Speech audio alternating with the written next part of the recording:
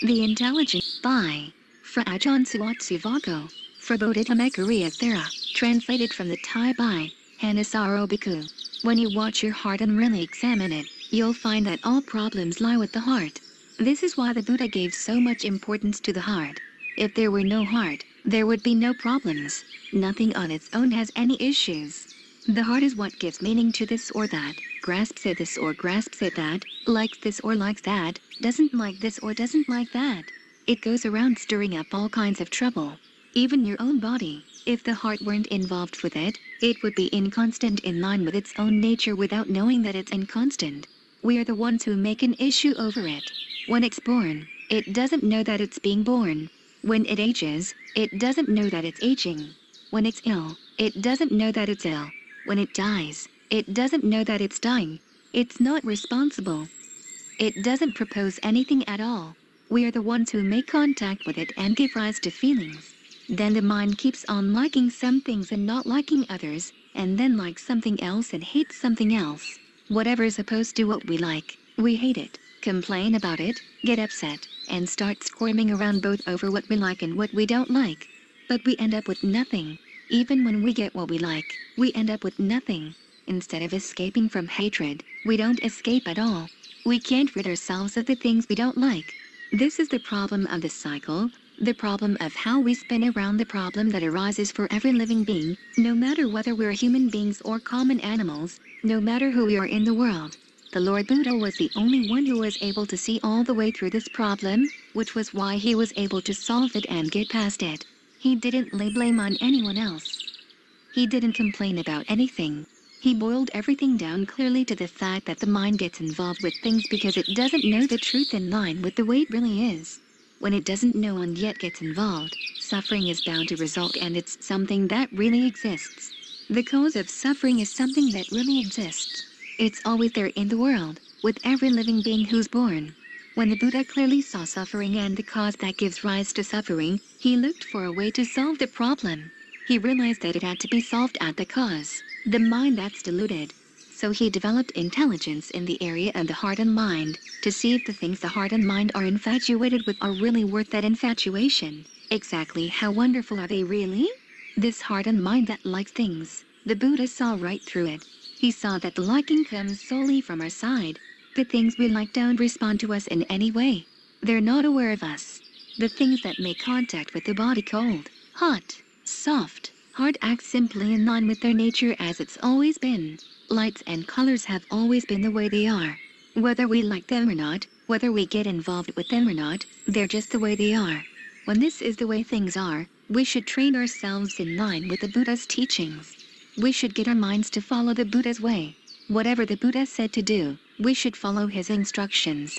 This is because the development of the mind is subtle work that requires mindfulness, the ability to keep things in mind and right effort. It requires a mind that's firmly intent. It requires discernment, the means by which we see things down through to their solid foundation, the truth.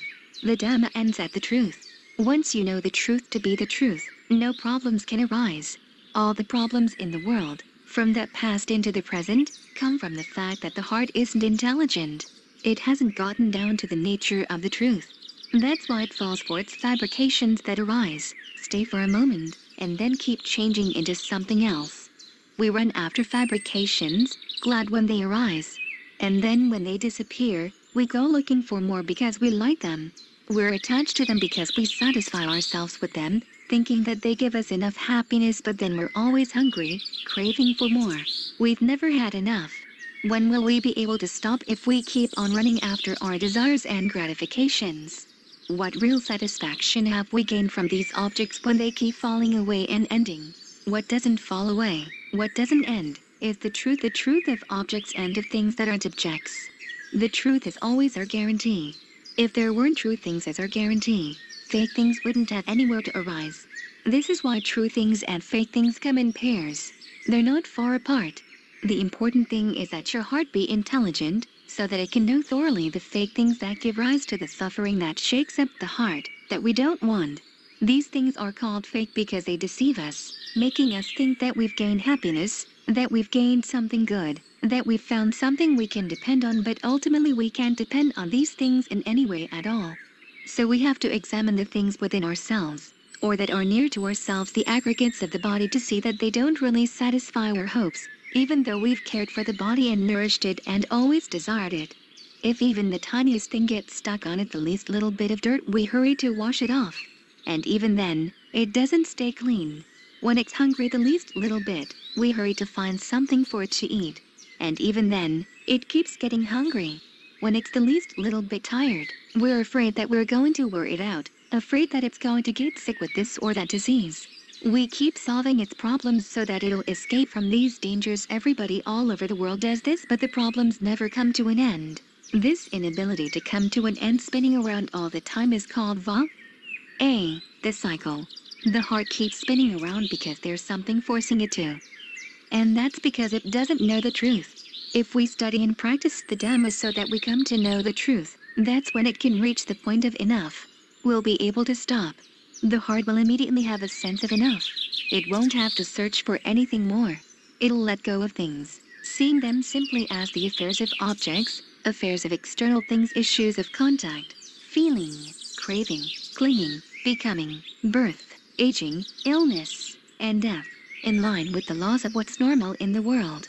Which is why, in the 5 reflections, the Buddha has already told us in no uncertain terms that once the body's born, it's normal for it to age because it's born. When pains and illness arise, they're normal because the body is aging because it's born. Things that are born and age have to grow ill. When the time comes for it to die, we have to see death as normal. Whether we die or anybody else dies, once any of us is born, that's the way it has to be. That's the way it's always been. So why do we let ourselves get infatuated and deluded about it? The Buddha has shown us how to know, how to become intelligent, so we should bring our mind up to an intelligent level. Don't let the sufferings of the body overcome it. Don't let it be happy or sad about the affairs of birth, aging, illness, and death. Get it to know the truth in this way. Once the mind knows the truth, it'll have a sense of fullness, a sense of enough. It won't have to be hungry. It won't have to be shaken by these things. When they happen, we'll be willing to let them happen. We won't have to try to get in the way. After all, these things aren't the mind, so don't let them overcome the mind. Don't let the mind get deluded into being willing to change as these things change. Once the mind knows, it can know solidly. It can know its own normal nature. It can know in a way that isn't involved with anything at all. If we train it enough, it'll reach the point where its knowing is enough. The discernment that advises it to be intelligent will be enough. It'll be sufficient in and of itself. It won't have to get involved and darken itself with all this dust and dirt. So we should all make a practice of watching the mind, and in particular, the fabrications of the mind as it moves around in search of things. Whatever it's in search of, we follow its tracks. Eventually, the mind will become intelligent in the things that it finds within itself because it knows, it remembers, it doesn't fall for them. The reason it hasn't been intelligent is because it deludes itself into thinking that it's gained something new. But once we see that these things are old things coming back again, over and over again, we can discard them because the mind is disenchanted. Like the Buddha and his noble disciples, they see everything as old. Suffering is nothing new. Happiness is nothing new. The sights, sounds, smells, tastes, and tactile sensations that we like and dislike are nothing new. Liking is something we've already done before. Hating is something we've already done before. Greed is something we've already done before. Anger is something we've already done before. Delusion is something we've already done before. There's nothing new about them. If we were to get deluded again, angry again, it's just the same old thing. If we like or hate again, it's just the same old thing. We just keep spinning around in sensory contacts. When we see this clearly with a quiet mind, a mind that's bright with right concentration, the heart will have to become disenchanted. It'll have to feel a sense of enough. The more clearly it sees things, the stronger the sense of enough. No more hunger will arise within it. This is your evidence for the truth of the Dhamma taught by the Buddha and all his noble disciples. For example, the Buddha exclaimed that he had had enough. Enough of birth, enough of aging, enough of illness, enough of death, enough of liking and disliking. That's because he had experienced these things countless times. There was nothing new about them. Time to stop playing along with them. So try to meet with this spot, make it appear clearly right here. It's called Nirodha, cessation. Make it clear. It'll be clear right here when you make contact with it, when the mind lets go, when it's had enough, when it doesn't have any more desire, because it's full. It doesn't want anything more because it doesn't see any benefit to things. They no longer provide happiness, they serve no purpose, they just create needless disturbance. Try to make this clear in the mind. That way, we'll be able to sit at our ease, walk at our ease, lie down at our ease, stand at our ease, eat at our ease. Even though we still have to look after the aggregates, we've had enough in terms of the aggregates. We look after them until they fall apart in line with their normal nature. The mind itself will clearly be at normalcy. The body will have to age in this way. There's no getting around it. It'll have to be ill in this way. There's no getting around it. It'll have to die in this way. That's its normal nature, so the mind lets it follow its normal nature without being shaken by it. This is what's meant by enough. It lies right here. It's not so deep or far away that we can't see it or know it. It's not that we have to behave like blind people, groping around for it. The Buddha's teachings have told us clearly. We've heard them, we've understood them, enough to have some knowledge. We don't have to grope around. Just really look, in line with what we've heard and we know. We're sure to see for ourselves, clearly inside ourselves. We ourselves can be our own evidence. Kamma. Sit in a way that's pleasant. There's pleasure that can arise from sitting, and there's pain that can arise from sitting. There's pleasure that can arise from lying down, and there's pain that can arise from lying down. Why the difference? People can sit just like other people, but some people sit with pain and others sit with pleasure. What's the cause? It comes from the fact that the goodness they've done isn't the same. Some people like doing good. Some people like doing evil. When they see the opportunity for evil, they're happy. They do it with a sense of fun and enjoyment, but the victims of their actions suffer hardships. They get sad, miserable, resentful, vengeful. People do evil because they don't understand what they're doing. They think that there's no such thing as evil, that the karma of their actions will come back to them.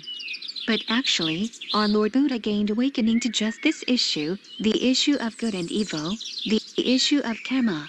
He saw clearly with the discernment of his awakening that bad karma really exists. If people do bad things, they're bound to reap the results. The results of their actions don't fade into nothingness. They'll follow those people who did the actions so that bad things happen to them. This is why people are born with bodies like other people. They have eyes and ears like other people. They live in the same world, but they're not the same. Some people have lots of troubles. Other people have lots of brightness in their lives. Some people have few illnesses. Others have many illnesses. Even though they don't want the illnesses, they're bound to have them. Some people have lots of wealth. Some people have only a little wealth even though they want wealth. They work hard, racing against the clock, but they don't gain anything. Some people work the same number of hours, but rewards are not the same. It depends on their actions. The goodness and evil they've done is different, and so they produce different results. Or as the Buddha said, action is what differentiates beings in terms of baseness and excellence. Good actions direct people to live in good groups in good places where they prosper and experience pleasure. As for people who do actions that are evil and bad, when they leave this body their actions direct them to live in bad groups where they encounter difficulties and suffering. This is something that really happens. It's not that these things don't exist in the world. We're the same in that we're living beings, but our bodies aren't the same. The pleasures we experience aren't the same. The mistreatment we're subjected to isn't the same. It's because of the goodness and evil we've done. Even though we're born as human beings like other human beings, the people who've liked to do good things have a complexion different from those who don't. People who've liked to do evil have a different complexion, different level of intelligence, different habits, different manners. The reason why some people like to do evil is because they haven't associated with wise people, such as the Buddha. Or they haven't listened to the Dhamma of wise people. They don't know the Dhamma of wise people. This is why they don't understand the causes of the pleasures and pains that arise in their own lives. They think that life comes from doing what you want, so they aren't selective in what they do. They aren't selective in what they look for. They don't care if their actions cause loss or trouble for others. That's because they haven't listened to the Dhamma. The Buddha felt a lot of pity for people like this, because it's hard to help them because they won't accept help.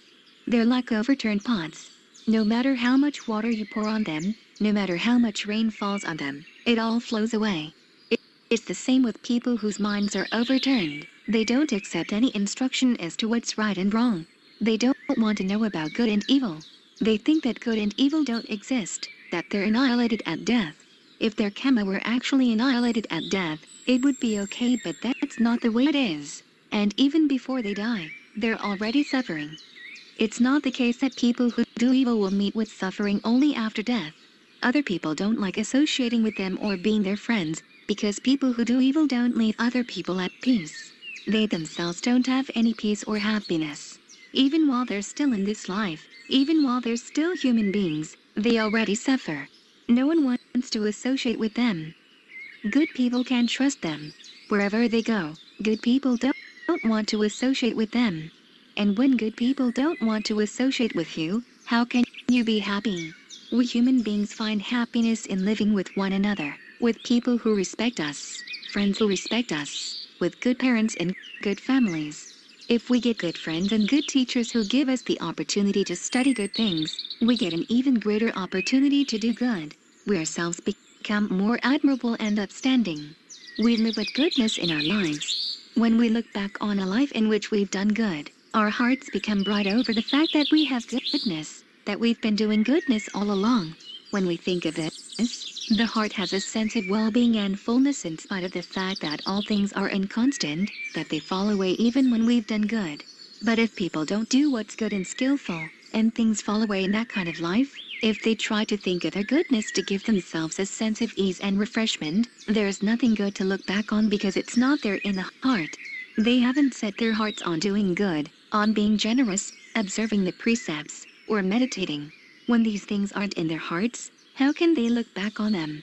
When they meet with troubles and problems, all they can look back on are the bad things they've done, and that simply adds to the problems. It's like a burning fire to which you add more fuel. You're simply giving it more energy to spread all over the place. As for those of us who have done good, what's called Padketapanada, having done good in the past, when we think back in the present moment, it gives us a sense of well-being, and that increases our sense of inner goodness. When we think of the gifts we've given, we feel cheerful. When we think of our precepts, and the fact that we haven't oppressed anyone, human or animal, the mind is bright. We have friends. Even common animals can be friends with us. They can be happy with us, because we don't oppress them. They can enjoy themselves with us. But as for people who've made themselves enemies, not to mention common animals, even their fellow human beings won't want to associate with them. They won't want to get near, because such people are treacherous. No matter whose house they try to go to, no one will welcome them because they're a threat to the household. This is the way things really are. Evil really exists. Goodness really exists. The good results of goodness really exist. They really bring you peace and happiness. And the goodness isn't good only while you're doing it.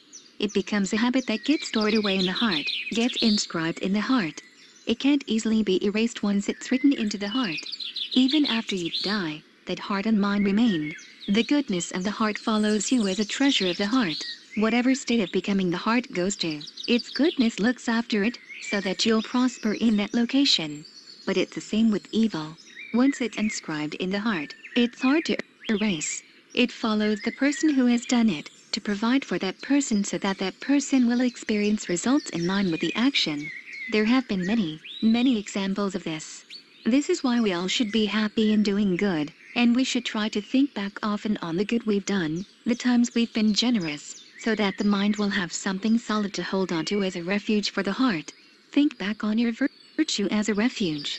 Keep watch over your virtue as something solid for the heart and mind to hold on to. And try to meditate, looking carefully after your heart, so that you'll have a good foundation in skillfulness. Your life will serve a purpose. It won't pass by with nothing to show for it. It won't be empty of purpose.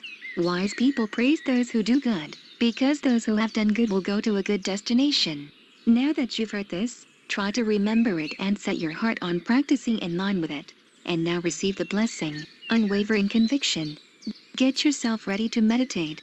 Sit in a composed way and examine your mind, using your mindfulness and discernment perceptively. Setting the mind in the right direction is something very important. If the mind isn't set in the right direction, its thoughts and opinions won't be right. It's like a tree leaning to one side. When it falls down, it'll fall in the direction that it's been leaning. When the mind has been set in a direction that isn't good, it'll think of things that are good. But a mind that has been set in a good direction will tend to think in a good direction. When the mind is set on being peaceful, when it's set on meditating, it tends toward peace. It tends toward seclusion. This is what gives rise to concentration, to mindfulness and discernment, and ultimately to the knowledge of release, step by step. All of this comes from setting the mind in the right direction. This is why setting the mind in the right direction is so important. You need to apply appropriate attention in Ṭhānissaro to develop skillful strategies in dealing with the mind. Don't simply go through the motions as you've done in the past. Stir the heart to be responsible for what it's doing. Take on the responsibility of being intent and glad, convinced in what you're doing. Make an effort. Don't give up. Don't let the meditation become so routine that you don't pay attention, or that you're simply doing it because it's on the schedule. You always have to try to energize the mind so that it'll keep making progress, so that it's always fully prepared to be mindful, prepared to get into concentration, prepared to grow still. We should always think about the rewards of stillness. We should keep in mind the good things that come from meditation so as to give energy to the heart. At the same time, keep in mind the things that come from letting the mind slip off without any awareness, under the power of infatuation, under the power of delusion, a waste of time that brings no benefits. Think of the benefits that come from being alert to what you're doing, responsible for what you're doing, responsible to the point where you can depend on yourself and have no doubts about what you're doing. And why would you have no doubts? Because your mindfulness and alertness are right there with the movements of your thoughts. And when you examine them, you see that you do only the things that should be done, that serve a purpose. So as we're practicing here in the present, we should see it as an extremely important activity. It's nothing minor at all. When we meditate, we have to give importance to ourselves, to the fact that we're doing it. Don't just go through the motions. After all, it's a practice that the Lord Buddha, out of his knowledge and kindness and goodwill for us, set out as a practice for us to follow, and that people have been following ever since. It serves a really important purpose. We're able to see for ourselves, to know for ourselves, when something serves a good purpose. An example is when we train our mindfulness. Once our mindfulness is trained, it's really valuable, really beneficial. We can use it to good purpose in all kinds of activities, whether in the work of the mind or in our work outside.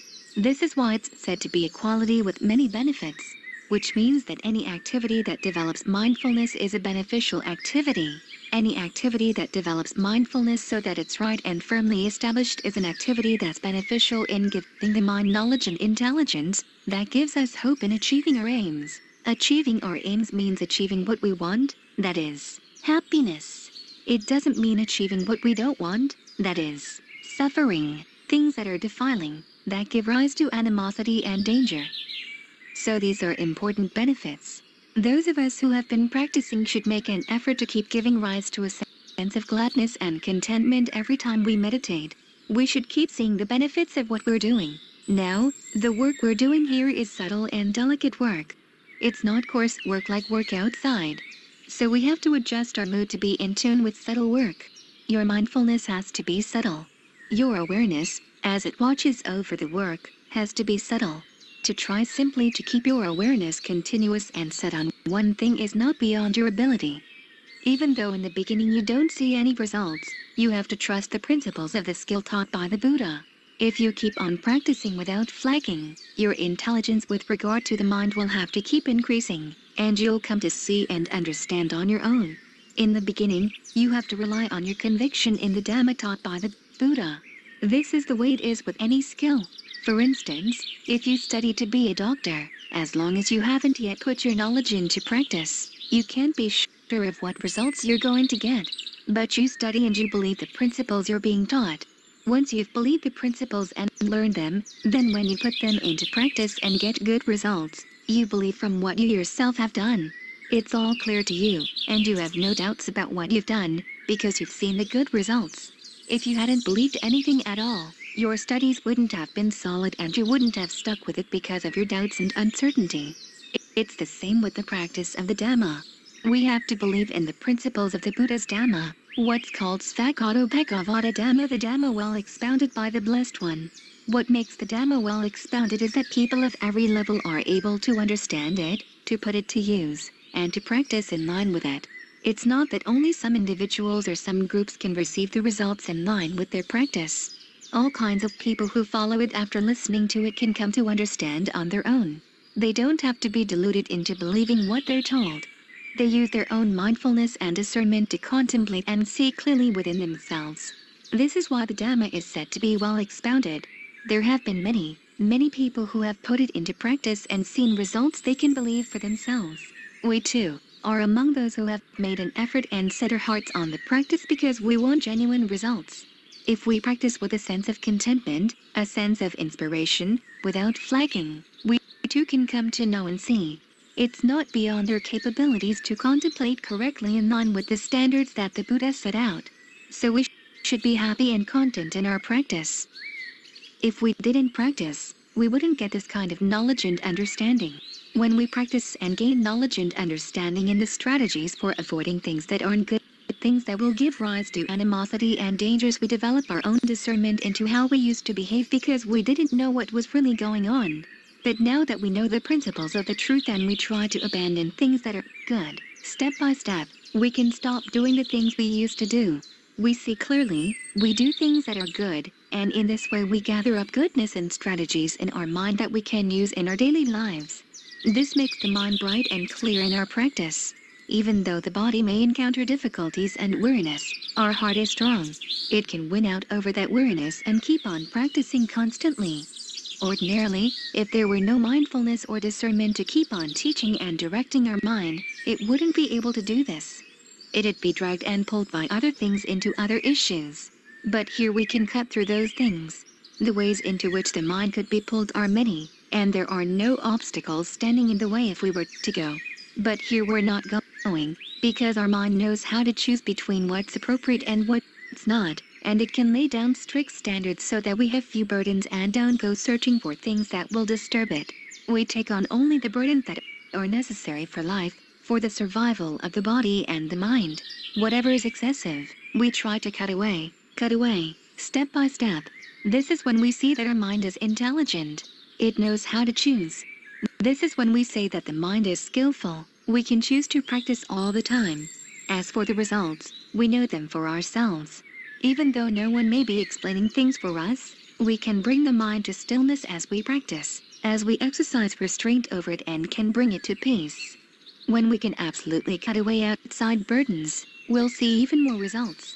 If the mind enters concentration and comes to stillness as we intend it to, we try to establish mindfulness to keep in mind only the present. For the time being, we cut away past and future. We meditate to let go, and the mind enters a secluded state of genuine stillness, unconcerned for the time being with anything at all outside. That's when we'll see clearly into our own mind. If we often train the mind to be still and often gain a sense of seclusion to the point where the mind has the strength to develop conviction and concentration so that they're really solid, anything that comes to disturb it, such as external pains, can't influence the mind that's been well trained. This we can see clearly. Our teachers who have been well trained have their minds on a high level where they can win out over painful feelings and external diseases. They can keep their minds happy and cheerful as if nothing were happening. Even when the time of death comes, it's the same thing. When disease reaches the point of death, they can go with ease. They don't get delirious. They don't get confused. They die as if they were simply falling asleep. They're very different from people who haven't trained themselves. People who haven't trained themselves suffer and grieve.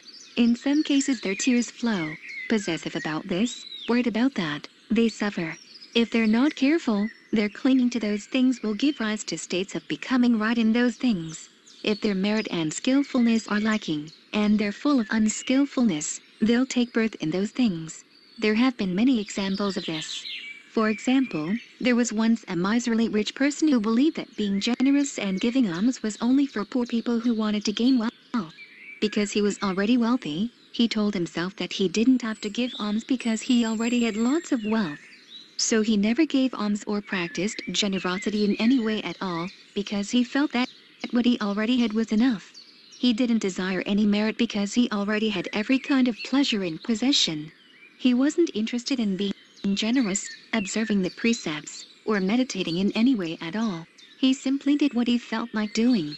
He ate and played around and used his wealth for himself. So finally, when he died, he had nothing to fall back on. He couldn't call to mind anything at all. He could call to mind the pleasures he had had in eating and being heedless, but they couldn't help him. All he could think of was his wealth, and so he got possessive of his wealth. His mind, when it left the body, couldn't take birth as a human being again, because the qualities that would qualify him to be a human being weren't present in his mind. There was nothing to support the mind to gain a human body, so he had to take birth in a coarse body.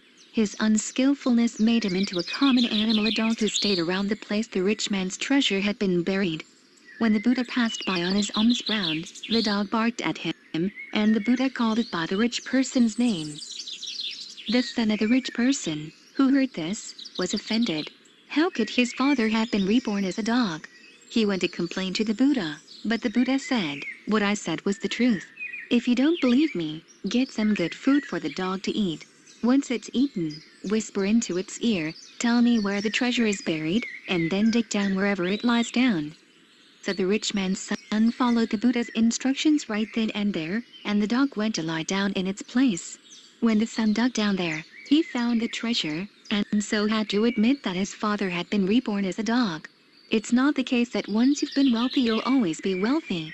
If the mind falls to a low level, like the rich person who did evil, you can become poor. You can even become a beggar. This can happen even in this lifetime. You don't have to wait until the next lifetime. As for people who develop their goodness, they can become rich, they can become happy, and these results can come in the present life. You don't have to die before you'll see that kind of future. So we shouldn't have any doubts about good and evil, about good practice and bad practice. Once you can develop conviction to the point of akala-setta, unwavering conviction, your conviction will be firm to the point where it doesn't deteriorate. Why? Because you've reached the point where your discernment doesn't deteriorate in the heart and mind. When you've clearly seen goodness and evil in your heart, how could your discernment deteriorate? It's like seeing fire. There's nobody who would want to get deluded into lying down in a fire. Or like seeing urine and excrement, there's nobody who would want to lie down in urine and excrement. We do it only if we didn't see it clearly, if we were absent-minded and stepped into it by mistake. But if you see it clearly, nobody would want to do it. When the heart and mind are fully developed, when mindfulness is fully developed, when discernment is fully developed, we won't be absent-minded. Then, what we see is wrong is really wrong. What we see is right is really right. What we see as skillful is really skillful. What we see as evil is really evil. What we see as good is really good. What we see as dark is really dark. What we see as bright is really bright. For that reason, we can't give up on doing good, even though life is about to end. We have to keep on doing good even though we can't get up from our bed. We lie there meditating without giving up, all the way to the last breath. That's what it means to be a person who practices. That's the kind of person who has the firm conviction called akala-setta, someone who has seen with his or her own discernment, someone who has genuine respect for the well-expounded Dhamma of the Buddha. When you reach this point, your goodness can be your refuge as it adorns your mind at all times. Both in the present life and when you leave this life, you keep on creating goodness and it keeps on adorning you. This is the truth. The Buddha never said anything that was nonsense or deceptive. That's because he already had had enough. So why would he deceive anyone? He had had enough. He had had enough in terms of a following, enough in terms of wealth, enough in terms of attachment, so what would he deceive anybody for? He did nothing but let go. People who can deceive are people who are still hungry, who still desire, who haven't yet had enough. That's the kind of person who can try to deceive others. But that's not the case with the Buddha or his noble disciples. They were fully developed, fully complete in terms of mindfulness and discernment, so what would they get infatuated with? How would they benefit from deceiving the world? They're worthy of respect and homage, worthy to be taken as a refuge. We all are extremely fortunate. We should make ourselves happy and glad that we have the opportunity to practice, to train ourselves. This is something that seems easy, but it's really hard. If it were really easy, exactly how many people have been able to do it? But at the same time, if it were really hard, why is it that we can do it? This is why there's the Old saying, good people find it easy to do good. People who aren't good find it hard to do good. This is really true. People who aren't good find it easy to do things that aren't good, but hard to do things that are. So we should examine what kind of people we are. We can do good easily and don't see any obstacles in the way of doing good. This means that we have the characteristics of good people, the characteristics of goodness. We have good qualities in our hearts. Now, this isn't something to go bragging about. If you're good but then go bragging to other people, putting them down, you're creating defilements in yourself. That's because goodness isn't something to show off when other people look down on you. If you go bragging, then instead of being good you become the sort of person who's not good. So think about your goodness only to yourself, as a way of giving yourself encouragement. Simply do what's good, and don't go putting other people down. Don't despise other people who can't do what you can do. If you do despise them, it's not right. It's a form of conceit and it gives rise to animosity and dangers. You have to be wise to these things. Your mindfulness and discernment have to see things rightly. When we understand the conditions that give us the strength to practice, we have to use appropriate attention. Ṭhānissaro are the strategies that help us to keep following the practice. Not only in the monastery, wherever you go, make sure that your mind is skillful. That way, you'll be able to increase your skillfulness at all times. When you drive, keep the practice in mind. It's not the case that you can't keep it in mind. When you do your work, do it with right mindfulness is established rightly. When you do this, you'll have a sense of seclusion in your work, a sense of pleasure in your work, a sense of ease being alone, when you're working alone, instead of feeling lonely even though other people might not understand. This sort of seclusion is very beneficial. It allows us to do our work in full measure without anything getting in the way. When you're alone at your desk and there's no need to get involved with other people, you can have even more opportunities to develop skillfulness inside. So we should all set our hearts on training ourselves to get better and better. When we set our hearts on this, we'll meet with the happiness and prosperity I've described. That's enough for now, so I'll stop here. To the deathless. Why does the mind find it hard to grow still? Why is it not very still? The normal nature of the mind is that it has to think about objects. The mind always has its objects. So when we try to get the mind not to think, to have nothing inside, it's hard. It's not easy at all. It's like getting the wind not to blow. If it doesn't blow, it's not called wind. It's called air. The wind has to blow back and forth. In the same way, the mind has to think of objects, to stay with objects.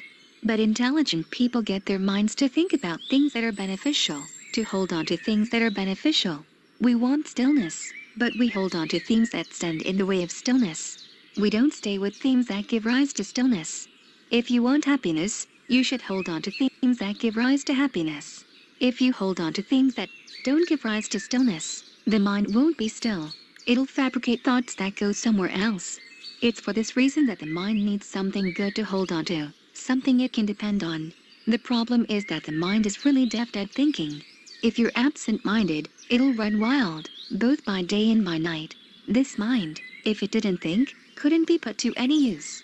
It would be like the earth, which doesn't think. It just stays there as earth, with no discernment. Water too, doesn't think. It just stays there as water. It doesn't have any discernment at all. Wind doesn't think, doesn't have any discernment. Fire doesn't have any discernment. But the mind does have discernment. It can be trained because it thinks about objects. With regard to thinking, the Buddha doesn't have us sit there doing nothing. When you meditate, have the mind think of Buddha, awake. Have the mind stay in Buddha. Tie the mind down to Buddha so that it'll have something firm to hold on to. We think of the Buddha's title Buddha because the Buddha was fully developed in every way. He had every virtue. He's the refuge for all beings in the world. The three levels of the cosmos all pay homage to him. There are many virtues of the Buddha contained in the word Buddha, and so we bring those virtues into our heart and mind. After all, the Buddha's heart and mind were pure, clear, and clean. Thinking Buddha can make our mind bright as well. The Buddha had fully mastered concentration, so we think Buddha to get our mind too, in firm concentration. The Buddha was complete in all skillful qualities, all 8 factors of the Noble Eightfold Path, including mastery of the 4 Noble Truths. He fully comprehended all 4 of the truths. suffering as a noble truth, he understood before anyone else in the world. The cause of suffering he understood before anyone else in the world. The duty with regard to suffering is to comprehend it, and he comprehended it before anyone else in the world. The cause of suffering is to be abandoned, and he abandoned it before anyone else in the world. That's why the Buddha was complete. You're free to take any aspect of his virtues to repeat and put into practice, and it'll make your heart and mind still and at ease. The Buddha was someone who had genuine ease, genuine happiness. We too can fashion our heart to be at ease. We can fashion it to be happy, Buddha, awake. We can fashion our heart and mind to be awake and blossoming. Don't let it fall asleep. Don't let it get blurry. Don't let it be heedless. Make it awake and alert to the fact that you're here with the body with its four properties: earth, water, wind, and fire. Whatever there is to these properties, the Buddha knew it all.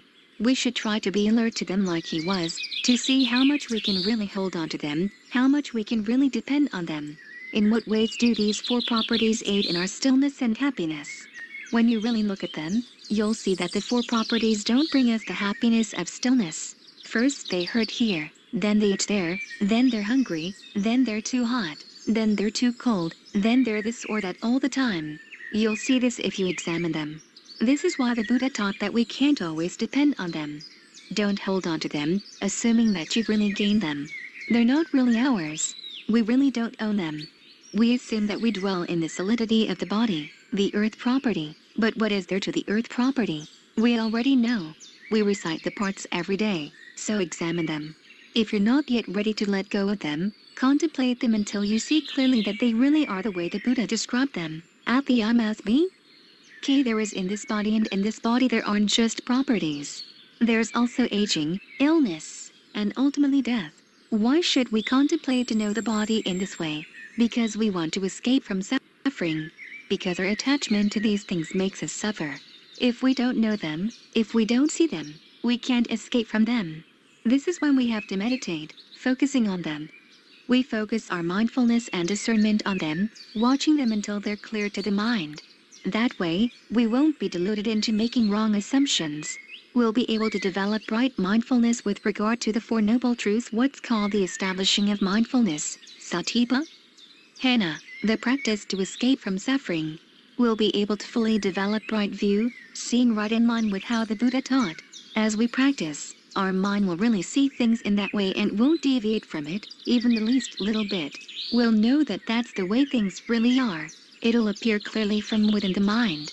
And at that point, whatever the Buddha says to abandon, we can easily abandon. It won't be hard, because we've seen for ourselves. Even if the Buddha didn't say to abandon these things, we'd still have to abandon them. If anyone were to force us to hold on to them, we wouldn't want to hold on to them because we've seen their true nature. Why would we hold on to them? It wouldn't serve any purpose.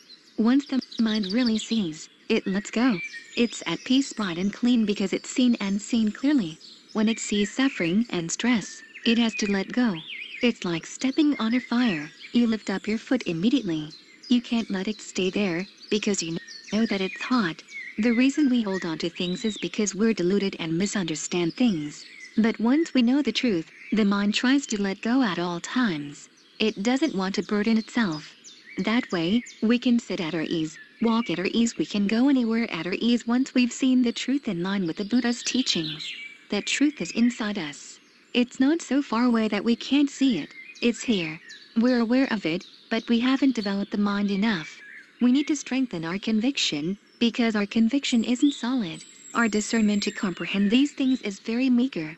For the most part, we use our discernment to think about other things. If we focus fully on this, if we know this fully at all times, the mind will have to grow still. It'll have to let go. It'll have to know and see in line with the truth. It'll be able to gain release. Release means that we're released from suffering and stress. We're released from these aggregates. To escape from suffering means that we escape from these aggregates, such as the body. So look to see clearly what we each have right with us. See the body simply as form, not a being, not a self, not a person, not you or anyone else. If you see it as yourself, you'll be afraid to look at it. See it simply as form. Or focus on seeing the whole body as a puppet, covered with skin, held together with bones, muscles, and tendons, all made out of the earth property, with the water property mixed in, with the fire property to warm it, and the wind property to blow around inside. This puppet that we've assumed into being by the craftsman's skillful and unskillful fabrications, Panavasa, Kara and Apanavasa, Kara, we take it apart to see what it's made of, to see what's in there. We look at it in this way until we feel a sense of well-being in the heart, the well-being that comes from seeing. There's a sense of fullness in the heart because we know and see. This is said to be the pleasure garden of the noble ones, a deathlessness that we can feed on. Whoever contemplates the body contemplates the deathless. To be content to contemplate the body is to be content with the deathless. To see the body in line with its truth is the deathless. The deathless can be found in this thing that dies. So understand this, and set your heart on meditating. Birth is suffering. When we meditate and examine the mind, we see that we want happiness. All of us born into the world, even common animals, want happiness. Why do we want happiness? What purpose does it serve? What can we do with it? This is something we should pick up to contemplate. The fact that everyone wants happiness, as soon as they're born, the fact that we search for happiness, the fact that we desire to gain happiness, shows that everyone is born with pain and suffering. It's the same as when we look for coolness because the weather is hot. All of us people and animals struggle to find happiness because we have pain and suffering. If there weren't suffering, we wouldn't have to struggle to find anything. We could sit at our ease, lie down at our ease, and walk at our ease. But the fact is that we suffer as soon as we're born. There's nobody who survives birth and then lies there happy and peaceful as soon as they come out. They struggle. They cry. This is clear to see. Part of the Dhamma that the Buddha awakened to is the truth that birth is suffering. In Pali, it's Chatipi Dukkha, but we don't see it clearly, which is why we don't accept the truth. That's because we lack concentration and discernment. We lack the kind of contemplation and examination that can solve this problem correctly. Once pain and suffering arise, we try to solve the problem by gathering material things. We see that life depends on food, so we stock up on food. We stock up on all four of the basic requisites. We think that when we get enough clothing, we'll be happy, that when we get enough food we'll be happy, that when we get enough medicine we'll be happy. But now we have food, and how much happiness have we gotten from food? Think about it. We have homes and shelters to lie down in, but how much happiness have we gotten from them? How long can you lie down? We have enough clothing to protect the body, or even more, to dress it up fancy. But how much happiness do these things really bring? How lasting is it? To what extent can we hold on to it? We have medicine everywhere, all over the nation, but to what extent can it really cure our diseases? How much has it cost us? Even though we have food to eat all the time, we're still hungry all the time. There's never enough. There's no one who will be full until the day they die. No matter how many medicines we have, people still have aches, pains, and diseases everywhere. Contemplate this until it's clear to you. When you listen to this, look inside your heart. Don't simply hear the sound of my voice. When I speak about birth, each of us has already been born. We all eat. We're all hungry. We all look for clothing. We all have homes and shelters. We all have doctors and medicine. We think that we have enough for our lives, enough to be happy, but even then there's still pain and suffering, both in the body and in the mind. So far, I've been talking about the body and its food for you to contemplate. Today, I'd like us all to meditate on the Buddha's teaching that birth is suffering. We try to wipe out suffering, but how much have we been able to wipe it out? The world at large, how far has it been able to wipe it out? For a long time now, people have been searching, but what the Buddha said goes against the views of the world. Once there's birth, the body has to age, just as we chant every day. There's aging all the time, illness all the time. If there's too much heat, it hurts. Too much cold, it hurts. Too much hunger, it hurts. There are dangers to life on all sides. If we sit too much, it hurts. If we lie down too much, it hurts. If we walk too much, it hurts. This is the truth. I'm not making this up. If we want to know the truth, we have to uncover it. Don't cover it up. Covering up the truth is one of the tricks of the defilements. They don't want us to know. They want us to fall for the effluence in our hearts and minds that keep us from being intelligent, from seeing the truth. We try to find a way out, but they cover it up. It's good that the Buddha first opened the door to the noble truths. He opened the door for us to look, to see. We're really fortunate. There's no one else who teaches like this. No institution that opens its doors to teach like this. No institution that tells us that birth is suffering. There's only the Buddha. The Buddha revealed this truth, so we should try to prove whether it's true, to test this principle of the truth, this principle of the Buddha's teaching, to see clearly whether it's true or not. If we focus on this, if we meditate on this, we can see that birth refers to our body. The hair of the head, hair of the body, nails, teeth, and skin are all birth. When we focus on this, we'll see in more detail that we're born every day. We die every day. You'll see this from the meditation. Birth doesn't mean only coming out of the womb. These things are born every day. The things of the past, what we consumed in the past, can come back and help us now, not like the Dhamma. This is one point. We should focus on this. The Buddha taught us to understand birth, jatipidaka. Birth is suffering. When we know this, what purpose does it serve? It gets rid of ignorance, mental effluence, asava, the causes of suffering. Where are the causes of suffering? Right where we don't think, where we're not yet intelligent, where we haven't been properly trained. Kamasava, the effluent of sensuality, we don't know the truth of sensuality. Vivisava, the effluent of becoming, we don't know the truth of becoming. Avijjasava, the effluent of ignorance, we don't know the truth of our aggregates right here in the present. We're deluded into nourishing other things. We try to wipe out suffering in other ways. The world has been trying to wipe out suffering for a long time now, but no one is full, no one has enough. I don't see that anyone has been able to wipe out suffering anywhere at all. We have educational institutions all over the world for wiping out suffering, but they've actually increased suffering. The more they try to wipe out suffering, the more pollution there is in the world, creating even more dangers to the lives of human beings. The earth is poisonous. The water is poisonous. The air is poisonous. Is this the progress of the world? Looking for danger and poison like this? With all the new diseases that are menacing to life, is this the discernment of the world as it progresses? Let's look instead at the discernment of the Buddha's awakening, what he announced to the world. Birth is suffering. The Buddha was able to gain release from suffering because he first knew suffering. If he hadn't known the truth, he wouldn't have been able to gain release.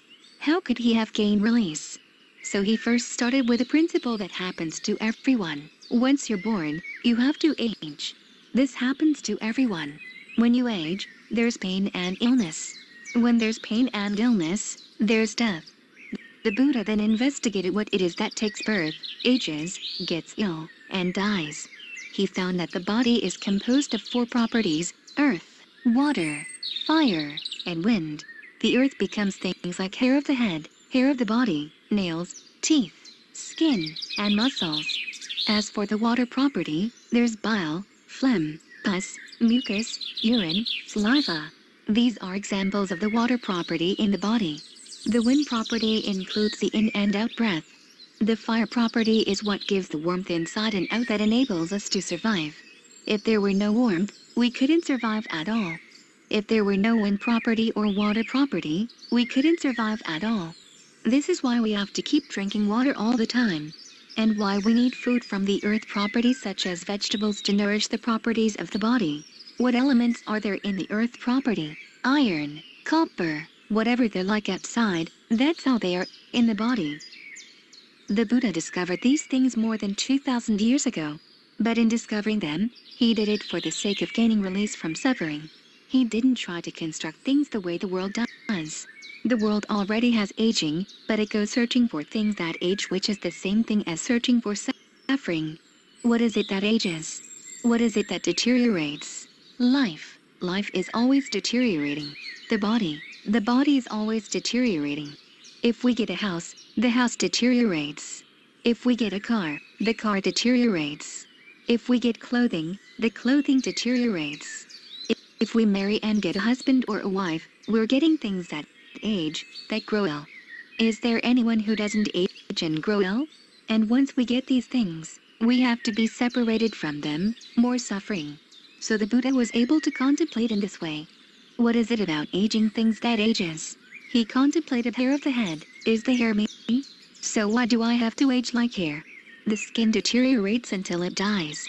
But why do I have to die? These things are elements, properties.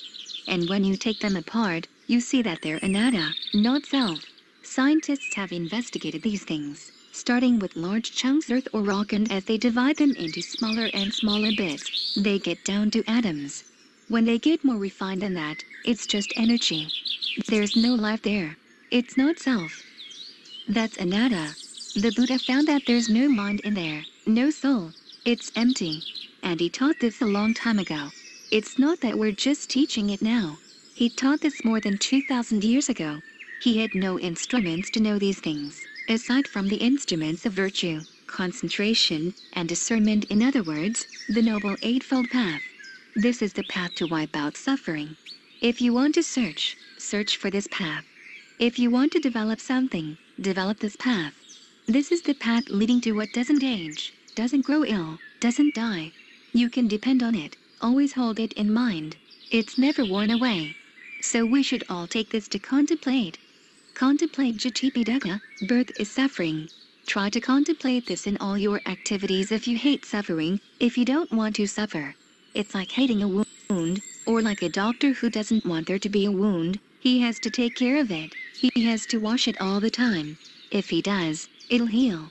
And it's the same with us. If we don't like suffering, we shouldn't run away from it, in the same way that if we don't like a wound, we have to focus attention on it. The Buddha gained release from suffering in the same way a doctor approaches a disease. When the doctor examines a patient, he doesn't examine the parts that are beautiful and strong. He doesn't examine those parts. He examines wherever the disease is, in the parts that are dirty or wherever the symptoms appear, so that he can cure them, and the body will be strong and healthy. It's the same with us.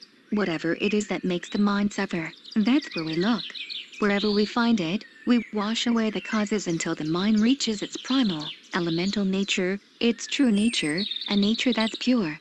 When we reach that element, there are no cemeteries, no hospitals, no stomachs or intestines for consuming things, stocking up on things, for encouraging greed. There's no anger, no delusion. What would there be to be angry about? What would there be to get greedy for? Everything has been taken apart, and each part is independent, in and of itself. They don't get involved with one another. The properties are simply properties. Earth is just earth, that's all. Water is just water. Fire is just fire, wind is just wind, that's all. These things don't get involved with one another. They're simply conditions, that's all. The mind is just a knowing property, just as earth is the earth property, not involved with anyone. Just as water is the water property, not involved at all. But at the moment, the mind suffers. The reason it keeps struggling is because it's not yet intelligent. It grabs hold of this and that, and finds that it's grabbing hold of things that are inconstant, so it raises a big fuss. It grabs hold of things that hit back, and it suffers. It grabs onto sunlight and complains that sunlight is hot. It grabs onto the body, but the body is inconstant, so it complains that the body is inconstant and hungry, but we never get disenchanted. This is what it means not to be intelligent. If you really want to contemplate down to the true elemental nature of things in a subtle way, you have to develop the path that the Buddha himself practiced. There's only one path, the Ekayana Magga, the path for the purification of beings. If you want it to be complete, you have to see that it's composed of 8 factors. It's like taking many good medicines and mixing them together to cure a disease that requires all of the ingredients, because each plays its role in curing the disease and wiping it totally out. In the same way, each factor in the Noble Eightfold Path plays its role in curing the mind, controlling the mind so that it can become pure. There's nothing lacking in the path, nothing in excess. It can wipe out all sufferings, stains, and defilements. To practice the Noble Eightfold Path, don't go looking in the books. The 8 factors boil down to 3, virtue, concentration, and discernment. Now, virtue, concentration, and discernment aren't letters of the alphabet.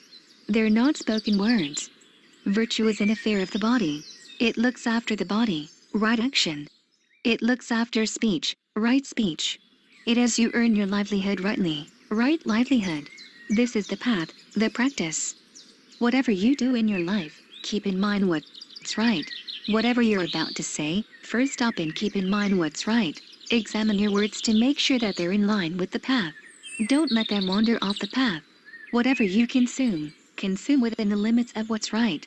Don't go outside those limits.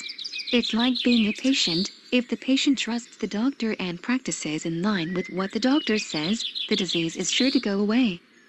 But if you disobey the doctor, you can guarantee that the disease won't go away. You won't get to the end of the path. These are the parts of the path concerning body and speech. As for the heart, right effort, right mindfulness, right concentration, right view, and right resolve. These are the factors that train the heart. It's for this reason that virtue, concentration, and discernment can purify the body, so that no damage comes from our actions. They purify our speech, and purify our livelihood, our means of survival. They keep our body and speech under control so that they're pure. This is what's meant by virtue. As for the mind, whatever you think about, you have to think in ways that are right, in line with right resolve.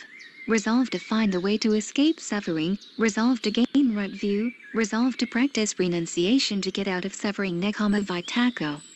To have no ill will abhyapajjahantu. And to cause no harm avihi. Sakamoto. These are the principles of right resolve. We resolve to escape from birth, aging, illness, and death. We don't get carried away with sights, sounds, smells, tastes, or tactile sensations. When we meditate, we contemplate to see that these are the things that take birth, age, grow ill, and die. When we can see their drawbacks, the mind can grow still. We can develop the mind because it's still. We gain a new kind of happiness, a happiness that doesn't have to depend on sensuality. Ultimately, we gain a happiness that's totally enough, that doesn't need to involve birth, aging, illness or death. We gain a deathless happiness, a madhusukha, based on a practice of concentration. When we practice virtue, we gain a type of peace free from animosity or danger because we don't create them. We look after our speech to make it right speech, and there's no animosity or danger. We gain peace from our speech. We practice right effort and right livelihood and train the mind to gain mental peace and mental happiness. When these factors gain strength, and we've developed our discernment, we'll see the Four Noble Truths. We'll feel a sense of disenchantment for things that age, grow ill, and die. We see their drawbacks. But because we see the happiness that comes from a quiet mind, we can also let go and discard these things. I've never seen any noble one who's gone back to start a household ever again, or who's looked for satisfaction in the body ever again. The Buddha, even though he had great wealth and could have ruled over a kingdom, was able to let it all go, without any doubts. None of his disciples, even though they had been millionaires, ever returned to get involved with their wealth. They did nothing but let it go, let their aggregates disband, while they totally unbound. That's because the happiness that comes from peace is free from animosity, free from danger, free from birth, aging, illness, and death. It's freed from all the confusion and quarrels in the work of the world. How much happiness is there in that kind of work? Contemplate your body. How far can you depend on it? Your mind, if it's not trained, how far can you depend on it? But if you do train it to find true peace, that's when you can depend on it. Atayatano natho, that's what you can depend on when you depend on yourself. When the mind has been well trained, it becomes Dhamma, Supa. Ipano, one who has practiced well. Ujupa? Ipano, one who has practiced straightforwardly. Napa? Ipano, one who has practiced rightly. Samisipa? Ipano, one who has practiced appropriately for gaining release from suffering. The mind becomes Dhamma. The Dhamma becomes the mind. There's no being there, no person at all. The Buddha, Dhamma, and Sangha become one and the same element, the same mind, a single element, with no second. There's nothing to strike against anything, because it's all one and the same. There's nothing to strike it as when you try to clap with one hand, there's no sound. When everything is let go, there's just one. This is why there's only one unbinding. There's no second. If there were a second, there would be problems. So we should let go of everything so there's no second. Let there be just one. Now that you've heard this, remember it well. Glossary. Arama. A. Preoccupation. Object or issue of the mind or will. Anything the mind takes as a theme or prop for its activity. Asava, mental effluent or fermentation. Sensuality, becoming, views, and ignorance. Bhava, becoming. A sense of identity within a particular world of experience. The three levels of becoming are on the level of sensuality, form, and formlessness. Dhamma, 1. Event, action. 2. A phenomenon in and of itself. 3. Mental quality. 4. Doctrine, teaching. 5. Nibbana, although there are passages in the canon describing Nibbana as the abandoning of all dhammas. Sanskrit form, dharma, dukkha, stress, suffering. Kamma, 1. Intentional action. 2. The results of intentional actions. Sanskrit form, karma, kanta, aggregate. Physical and mental phenomena as they are directly experienced. The raw material for sense of self, rupa physical form. Vedana feeling tones of pleasure, pain, or neither pleasure nor pain. Sana perception, mental label. Sa. Kara fabrication, intention, thought construct. And Vina. A sensory consciousness, the act of taking note of sense data and ideas as they occur. Sanskrit form, skandha, nibbana, literally, the unbinding of the mind from passion, aversion, and delusion, and from the entire round of death and rebirth. As this term also denotes the extinguishing of the fire, it carries connotations of stilling, cooling, and peace. Sanskrit form, nirvana. A. Pali, the language of the oldest extant canon of the Buddha's teachings. Sa. Ga. 1. On the conventional, samadhi, level. This term denotes the communities of Buddhist monks and nuns. 2. On the ideal, area, level. It denotes those followers of the Buddha, lay or ordained, who have attained at least stream entry, the first stage of awakening. Sa.